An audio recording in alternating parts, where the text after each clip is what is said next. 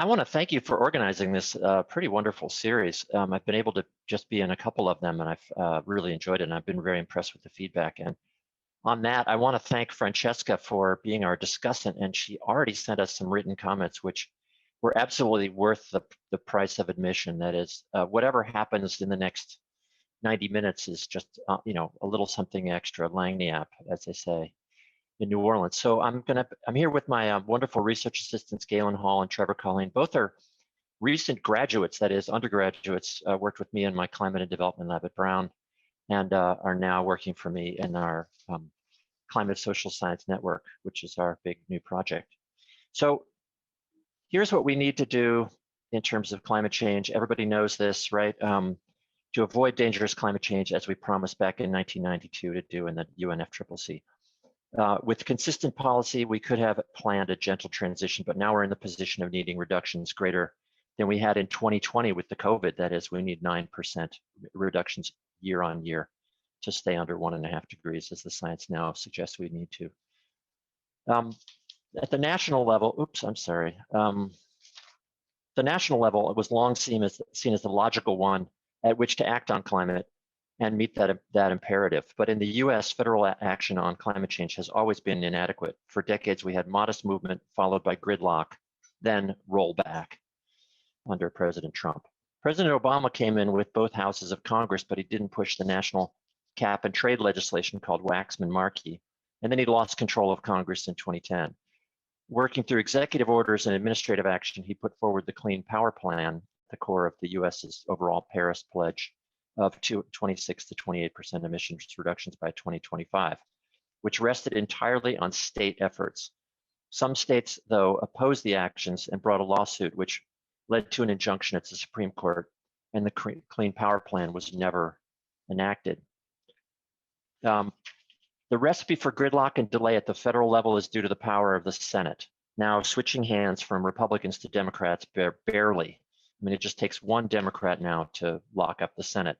And sometimes the Senate needs a supermajority, especially for overriding filibusters, they're called, and for treaties. Promising Senate bills are introduced every year, but there's mobilization each time to defeat them. This picture is from a press conference by Senate Republican leaders about 1.5 years ago, forcing a procedural vote that made it impossible for the Green New Deal framework to move forward at the time. This is Mitch McConnell, one of the most powerful people in America. At each sign of the political movement on regulating fossil fuels in the United States to protect the climate, a climate counter movement mobilizes. Here's millions of dollars in lobbying expenditure by the climate counter movement by research from Robert Brule, who has just come to Brown University about 2 years ago to work with me in the Climate Development Lab. Waxman-Markey was being considered in the late 2000s. So you can sort of see this rise in the spending from what was about 50 million a year to about 350 million a year. Just want to give some of that context of why, some of the reasons why it's so locked up at the federal level. States are tremendous opportunities for research. They have 50 cases, each with varying combinations of fossil fuel dependency, political control, urbanization, coastal vulnerability, and on and on. There's unique access to leaders, staff, and legislators, agency personnel, social movements, so it's a great place to do engaged scholarship, including with students who I've included in legislative efforts over the last 12 years here in Rhode Island. Committee testimonies public, lobbying records can be extraordinary, as we'll see in a minute, but there are limits to some of the other kinds of data. Our case is Massachusetts, a state of 7 million population, highly vulnerable to coastal erosion. I mean, its big draw is often Cape Cod, which will be entirely underwater with significant sea level rise. And the city of Boston itself here, a big high-tech hub, is actually also highly vulnerable to climate change. It has a huge activist community on climate change and strong public opinion on the issue. But we wanted to know, why had climate action largely stalled from 2010 to the late 20 teens? So we came in with a series of research questions. What actors are making up the major coalitions for and against climate action, clean energy legislation in the state? How do they interact? Are the political alignments consistent across climate issues?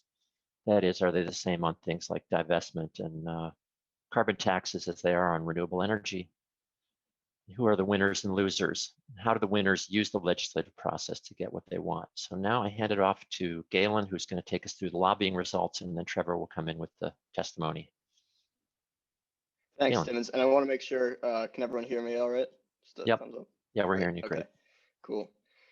Right, so we want to know why progress on climate policy is slowed in Massachusetts. We're looking at a time period from 2013 to 2018. That's 3 two-year legislative sessions in the state. And we know that many of the structural barriers to climate action active in other states aren't there in Massachusetts. So those include, for instance, in-state fossil fuel production or a Republican trifecta. But there are multiple things that could influence climate policy. We want to focus in on just one of those things right now, which is coalitions of interest groups who oppose and support those policies. So our goals are twofold. The first is to assess the identity, the preferences, the power, and the discourses wielded by interest groups delaying climate action in Massachusetts. And the second is to avoid common pitfalls or trip-ups that can affect studies of state legislatures. So some are taking interest groups as monolithic from the start. So for instance, like thinking it's going to be a battle of just business versus environmentalists, or looking at a constrained dependent variable that is very hard to find any signal on. So for instance, vote outcomes, it's rare to find an influence of interest group lobbying on vote outcomes. So I'm going to take us through the data set that we use, one of the two data sets that we use to try to answer these questions. This is a data set of lobbying disclosures in Massachusetts. So Massachusetts makes public lobbying disclosures that include interest groups or clients, so the utility Eversource here in the top left, as an example, the firms they hire to lobby for them, the individuals who lobby on behalf of those interest groups for the firms, and then the positions those lobbyists take on legislation. So they can record in Massachusetts either support, neutrality, or opposition to a piece of legislation they lobby on. We collected 291 relevant pieces of legislation. By relevant, I mean including any major provision related to climate and clean energy policy. And then we collected additional metadata on those legislation from Legiscan. So that includes votes on them, the committee that each piece of legislation was in, the sponsors, and the outcomes. And the last unique thing about this data set is that it has a unique identifier for every bill at each stage in the legislative process. So as opposed to only having information about a bill that passed through multiple committees, we can actually index our lobbying data by the bill and the iteration of the bill and in each committee, so we can get a closer look at the lobbying process. Next slide.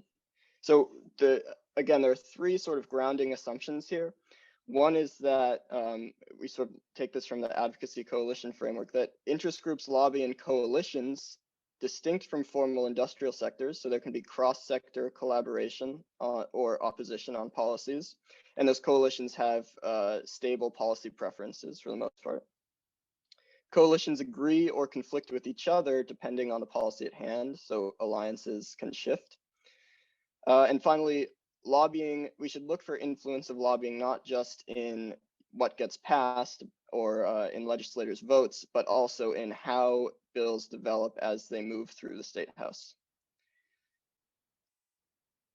So what we aimed for here was to construct a network of interest groups linked by their overlapping or conflicting preferences about policies. And from that, we can inductively find coalitions of interest groups acting together or lobbying together.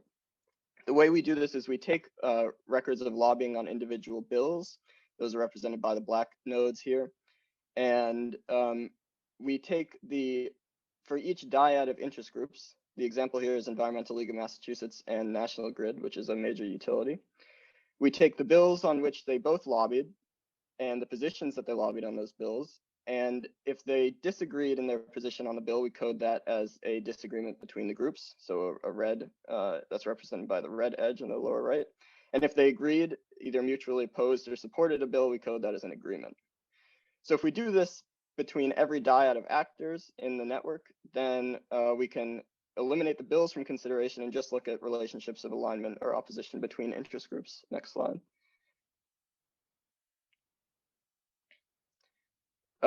So what we get is this network of 160 interest groups active on the bills that we considered, the 291 bills that we considered.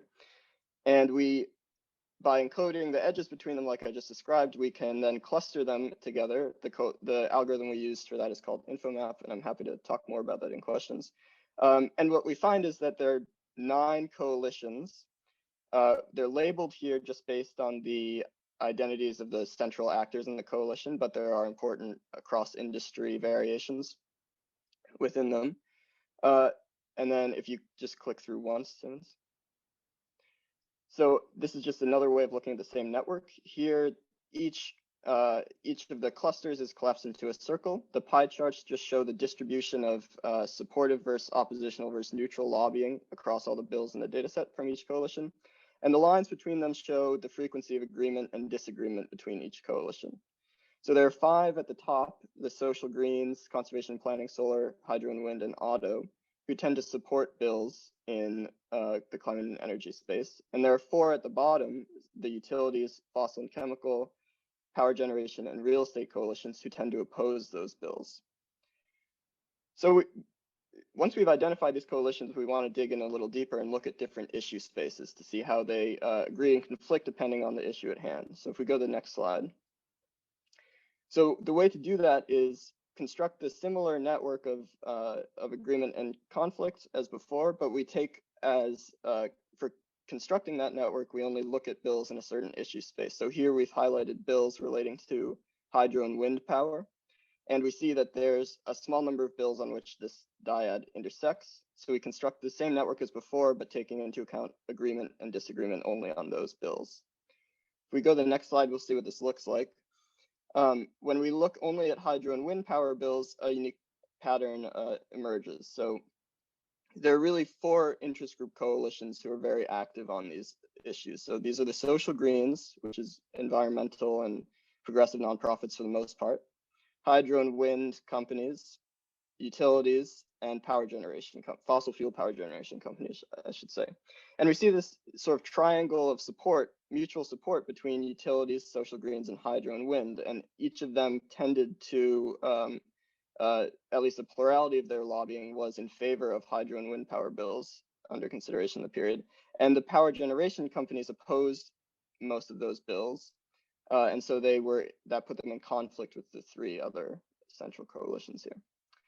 If we go to the next slide, we can also look at solar power bills. So again, we see a different pattern that's interesting change to the previous one. Here, social greens and solar companies mutually support each other and support solar power bills, but they face opposition from power generation and utilities this time. So once we sort of map these issue spaces, we also want to know, get a sense of who's actually succeeding in the legislature. We might not be able to assess, sort of rigorously assess causal influence here, but we can at least assess whether the arc of the legislature bends towards one coalition or another.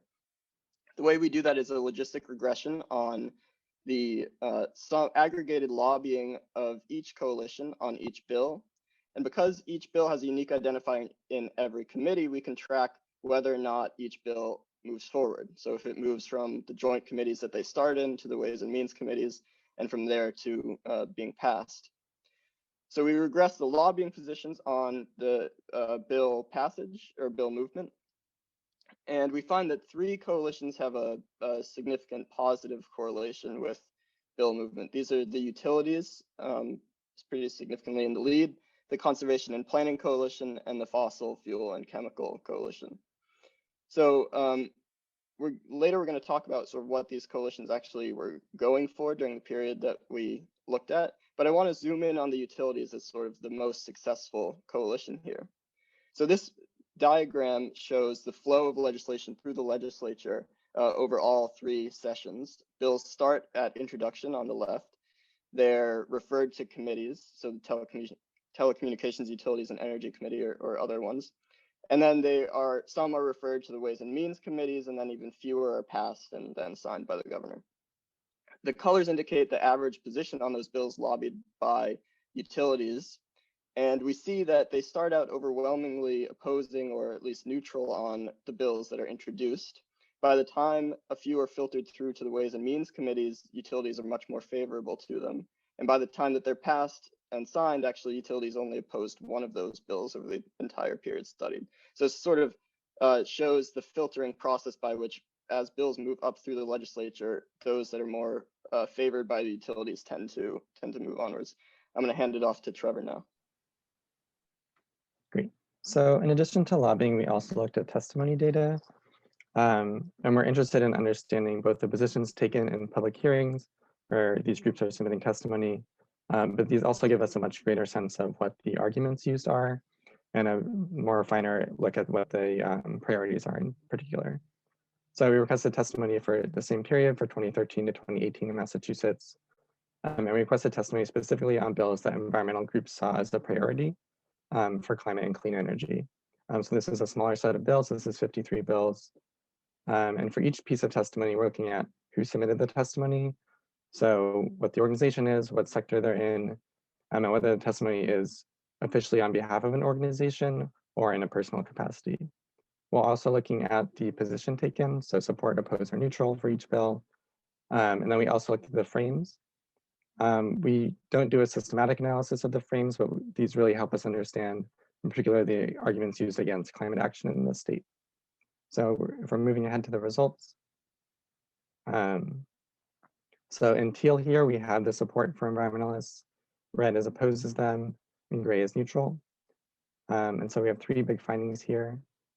If you want to click through Timmons. Great. So the first big thing here is that the vast majority of testimony is agreeing with environmentalists on climate legislation. This is true across the sessions we studied, as well as across different issues. The second is that some of the same opposition sectors that we saw playing a major role in lobbying are also here in testimony. So we're seeing heating oils, fossil fuels, utilities, and real estate. Notably, these numbers are quite small compared to the overall amount of testimony. So these industries are not focusing as much on the public hearings and public side of opposition. They're choosing to spend more of their focus on lobbying. And the third thing we're seeing here is that in comparison to federal hearings where testimony is given by invitation only, anyone can give testimony in Massachusetts. So we see a lot of individuals showing up to support climate action.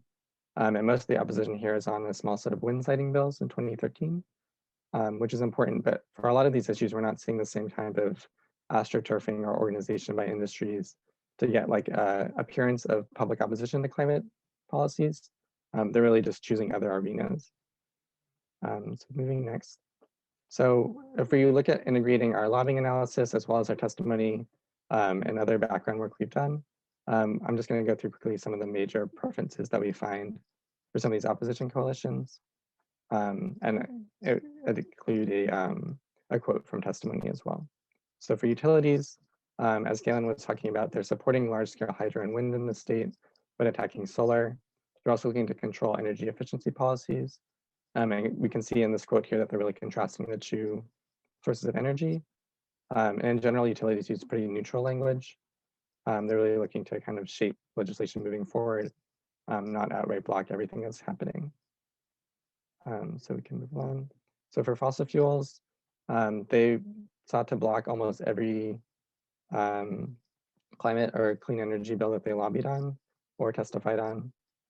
So both symbolic threats like divestment, as well as material threats like carbon pricing, or other kind of fuel tracking types of initiatives. And so we can see in this quote here, they're really trying to defend their industry as an important part of the economy. You can kind of tell from this that they're more under the attack in Massachusetts. Cool. And so the third big opposition coalition we looked at was the real estate industry. Their main focus was opposing residential energy efficiency laws.